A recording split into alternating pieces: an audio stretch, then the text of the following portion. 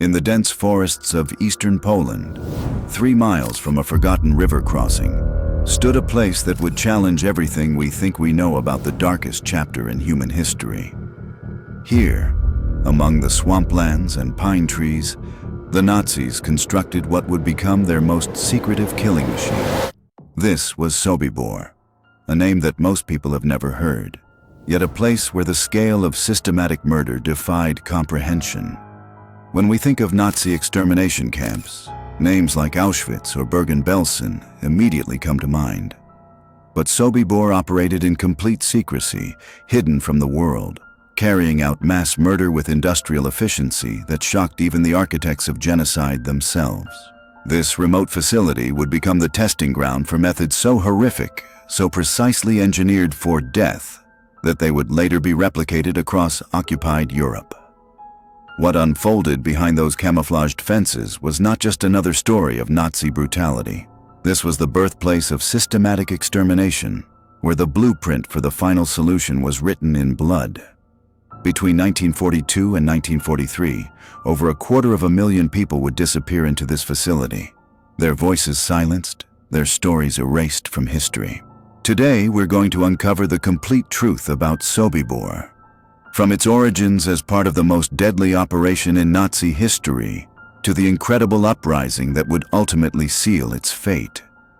We'll examine the lives of those who built this killing machine, explore the daily horror experienced by the few who were kept alive to operate it, and witness the extraordinary act of rebellion that would become one of the most successful prison breaks in the entire Nazi camp system. This is not just another Holocaust story.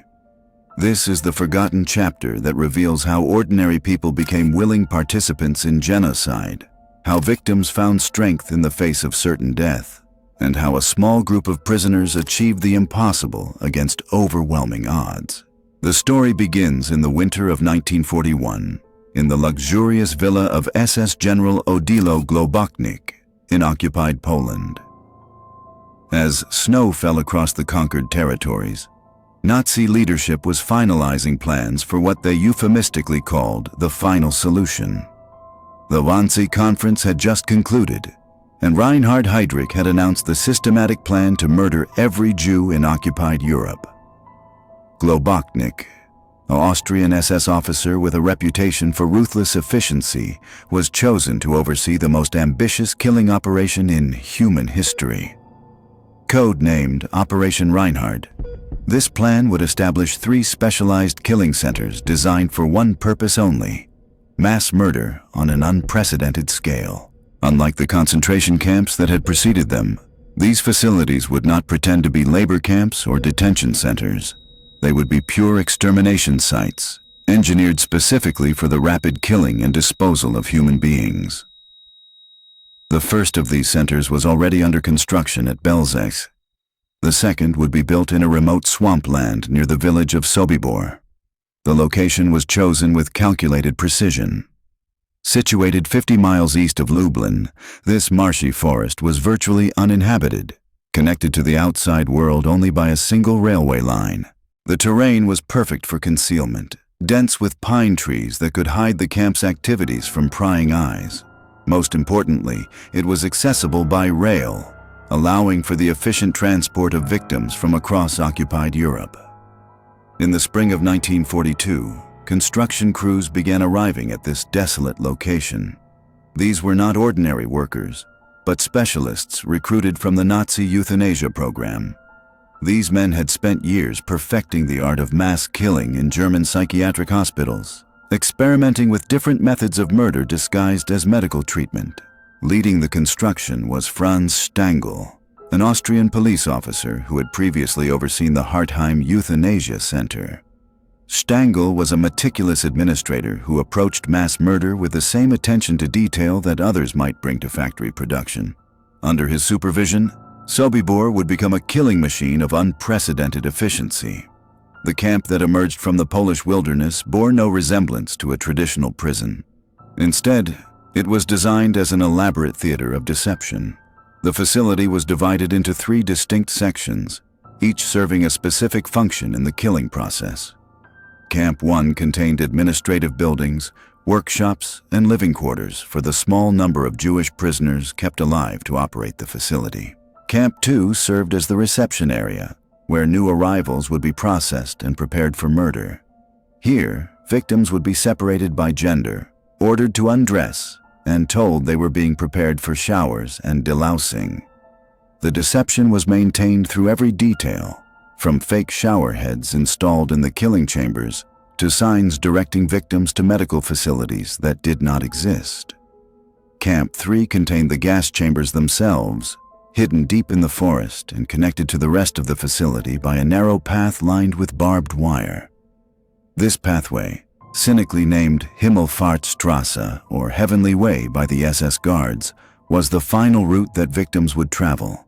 The gas chambers at Sobibor were initially crude affairs, wooden structures with concrete foundations housing 3 small rooms. Carbon monoxide gas was produced by a large gasoline engine installed on a cement platform, with exhaust pipes channeled directly into the killing chambers. The entire process, from arrival to death, was designed to take less than 30 minutes. But this initial design proved inadequate for the scale of killing that Operation Reinhard demanded. By June 1942, the original chambers were demolished and replaced with a massive brick structure containing 8 separate killing rooms.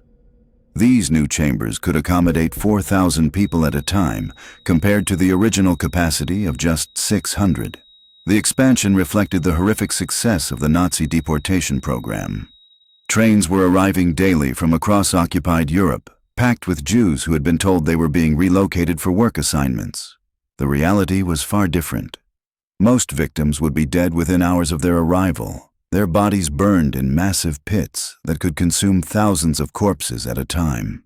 The first experimental gassing at Sobibor took place in April 1942, using 30 to 40 Jewish women brought from a nearby labor camp.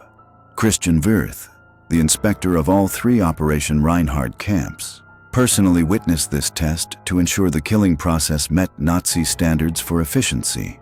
The women were told they were being taken for medical examinations. None survived. This test represented more than just a technical trial. It marked the beginning of systematic extermination that would claim the lives of over 250,000 people in less than 18 months. The victims came from every corner of Nazi-occupied Europe. Polish Jews made up the largest group, but transports also arrived from Germany, Austria, France, the Netherlands, and the Soviet Union. Each transport followed the same deadly routine. Upon arrival at the Small, victims were ordered to leave railway platform adjacent to the camp their belongings and march through the main gate. SS guards and Ukrainian auxiliaries shouted orders in multiple languages, maintaining the fiction that this was a temporary stop before relocation to work camps in the east. Women and children were separated from men and directed to barracks where they were ordered to undress completely. They were told their clothes would be disinfected while they showered, and that they should remember where they had left their belongings so they could reclaim them afterward. Some victims, suspicious of the deception, were beaten or shot on the spot to maintain order among the others. The final deception came in the form of a Ukrainian guard dressed as a doctor, complete with stethoscope and white coat. This figure would appear before each group of victims, delivering a brief speech about the importance of hygiene and the need for thorough disinfection before entering the work camps. His presence lent credibility to the lie that victims were being prepared for productive labor rather than murder. Meanwhile, a small group of Jewish prisoners, kept alive specifically to operate the killing process, prepared the gas chambers for the next group of victims. These Sonderkommando lived with the knowledge that their own survival depended on their participation in mass murder, and that their turn would inevitably come when the Nazis no longer needed their services. The psychological toll on these forced laborers was beyond comprehension. Each day brought fresh horrors as they were compelled to participate in the very machinery of their own people's destruction. These men and women, selected from incoming transports based on useful skills or pure chance, found themselves trapped in a nightmarish existence where survival meant complicity. Among the Sonderkommando were skilled craftsmen, tailors, carpenters, and goldsmiths, whose expertise the SS exploited for their own enrichment. While thousands died daily in the gas chambers, these prisoners spent their waking hours sorting through the belongings of the murdered, repairing items for their captors, and maintaining the deception that kept the killing machine operating smoothly. The goldsmith workshop became particularly notorious, as prisoners were forced to extract gold teeth from victims and melt down jewelry seized from the dead. The irony was not lost on these workers that they were processing the final remnants of lives that had been extinguished just hours earlier. Some prisoners reported that the psychological pressure of this work drove men to madness within weeks of their arrival. Yet even in this place of absolute despair, human connections formed. Prisoners developed relationships, shared what little food they could obtain, and found moments of tenderness amid the horror. Some couples fell in love under these impossible circumstances, finding brief respites from their trauma in each other's company. The SS, perhaps recognizing that some degree of normalcy helped maintain order, actually encouraged these relationships and even permitted evening gatherings where prisoners could sing or dance. This strange tolerance for human connection served the Nazi purpose of maintaining efficiency. Guards discovered that prisoners who retained some semblance of hope and social bonds were more likely to perform their assigned tasks without resistance. The alternative, complete psychological breakdown, would have disrupted the smooth operation of the killing process. The daily routine at Sobibor followed a precise schedule designed to maximize the number of people who could be murdered each day. Prisoner workers began their shifts at 6 in the morning, cleaning the gas chambers from the previous day's killings and preparing the facilities for new arrivals. The stench of death permeated every corner of the camp, a constant reminder of their own likely fate. When the transport trains arrived, usually in the early afternoon, the Sonderkommando would spring into action with practiced efficiency. They unloaded baggage, herded victims through the deception process, and maintained order while the SS carried out selections. Those deemed strong enough for temporary labor were separated from the rest, though this reprieve typically lasted only weeks or months before they too were sent to the gas chambers. The killing process itself had been refined to industrial precision. Once victims were locked inside the chambers, the engine operator would start the diesel motor that pumped carbon monoxide into the sealed rooms. Death typically came within 20 to 30 minutes, though guards sometimes extended the process deliberately, listening to the sounds from within the chambers with sadistic satisfaction.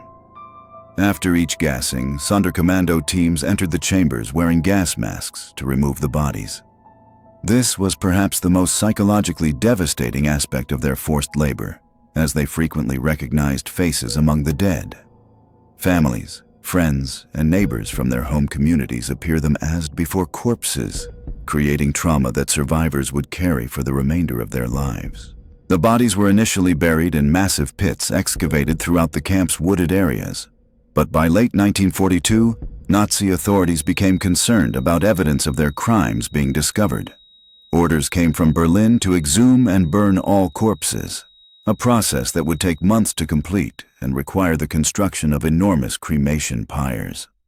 The burning operation created new horrors for the Sonderkommando.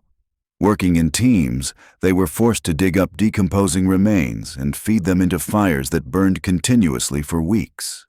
The smoke and ash from these pyres was visible for miles, though local Polish residents were warned under threat of death not to investigate or speak about what they witnessed. Heinrich Himmler himself visited Sobibor during this period, inspecting the cremation process and expressing satisfaction with the efficiency of the operation. He reportedly told Stangl that the camp was performing exactly as intended, serving as a model for similar facilities being constructed elsewhere in occupied Europe. By early 1943, transports to Sobibor were arriving with increasing frequency as Nazi authorities accelerated their extermination campaign. The camp's capacity was pushed to its limits, with some days seeing multiple trainloads of victims processed through the gas chambers. The pace was so intense that the cremation pyres could barely keep up with the volume of bodies being produced. The prisoners forced to operate this machinery of death lived with the constant knowledge that they would eventually share the same fate as those they were compelled to murder. This awareness created a unique psychological state where each day survived felt simultaneously like a victory and a betrayal of the dead. Some prisoners attempted to maintain their sanity through small acts of resistance. They would secretly damage equipment, slow down work processes when possible, or find ways to smuggle messages to the outside world. These gestures, while largely symbolic, provided psychological relief and maintained some sense of human dignity in an environment designed to strip away all traces of humanity. The Ukrainian guards who assisted in the camp's operations were recruited from Soviet prisoners of war who had been given the choice between starvation in Nazi POW camps or service as auxiliary police. Many of these men were as brutalized by their circumstances as the Jewish prisoners, though they held slightly more power within the camp hierarchy. These auxiliaries often competed with each other in displays of cruelty, seeking to gain favor with their SS supervisors through increasingly sadistic behavior toward prisoners. Some developed reputations for particular forms of violence, earning nicknames that survivors would remember decades later during war crimes trials. The camp's isolation in the Polish forests meant that news from the outside world filtered in slowly and often inaccurately. Prisoners desperate for information about the war's progress would sometimes risk their lives to communicate with local Polish civilians who occasionally worked near the camp. These contacts provided glimpses of hope that the Nazi regime might eventually be defeated, though such optimism felt almost impossible to maintain given their daily reality. As 1943 progressed, subtle changes in the camp's operations began to signal to the more observant prisoners that the facility might not continue indefinitely. Fewer transports were arriving, and there were rumors that other camps in the Operation Reinhard network were being dismantled. For the Sonderkommando, this development was terrifying rather than hopeful, as they understood that their knowledge of Nazi crimes made them liability that would eventually need to be eliminated. Today, Sobibor exists only as scattered foundations hidden beneath decades of forest growth, its gas chambers destroyed and its mass graves concealed by pine trees that have grown tall in the decades since liberation. Recent archaeological excavations have begun to uncover fragments of this forgotten history, revealing personal belongings, jewelry, and the remnants of structures that once facilitated industrial murder on an unimaginable scale. The story of Sobibor forces us to confront uncomfortable truths about human nature and the capacity for ordinary people to participate in extraordinary evil. This was not the work of monsters, but of bureaucrats, policemen, and laborers who chose complicity over resistance, efficiency over humanity. Yet, within this darkness, we also find evidence of the human spirit's refusal to surrender completely, even in the face of certain death. The handful of survivors who escaped that October afternoon carried with them not just their own stories, but the voices of 250,000 people whose names the world had forgotten. Their testimony ensures that Sobibor, despite Nazi efforts to erase all evidence of its existence, cannot remain hidden in the shadows of history. In remembering this place, we honor not only those who died, but those who found the courage to resist when resistance seemed impossible.